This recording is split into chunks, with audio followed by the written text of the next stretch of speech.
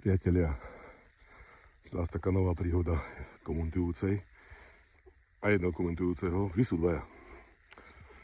U nás na farme chováme aj hydinu, hravavú hydinu.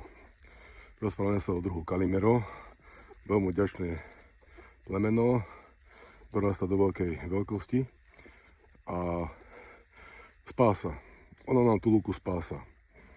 Popri všetkom, keďže to je všežravec, on si jednoducho chytí, nájde si nejakú tú myš, hraboša, kobylku, chrústa, zožerie ho. Áno, žerie to aj mäso. Keď vypadne nejaká lastovička z hniezda, ten kohút je tam, alebo tá sliepka je tam skôr ako nejaká mačka. Tú lastovičku zožerú. Nie, že by nedostávali žrať, dostávajú plnohodnotnú stravu. Budeme sa teraz rozprávať o zmeske, pretože zmeska je slovo, kde je jasne napísané alebo povedané, že to je zmes.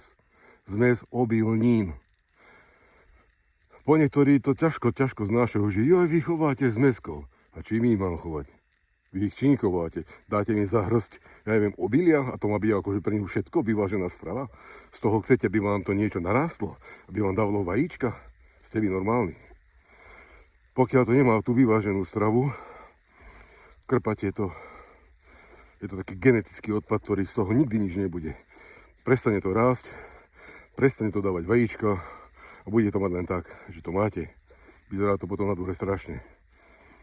Keď má zviera vyváženú stravu, a či to je, ešte raz opakujem, zmeska, zmes obilnín, nejakých vitamínov, krmného vápna, soli, jednoducho aj on to potrebuje.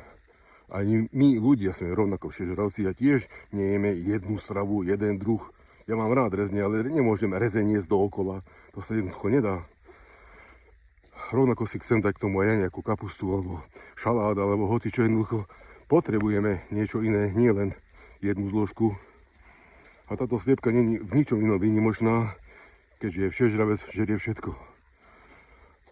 Tie komenty, zase podoknem dvoch osôb, neviem, nechodili do školy. Nechodili ste do školy. Prírodoveda, do 4. ročníka, prírodopis, od 4. ročníka. Vy neviete, čo to je všežravec? Len toľko.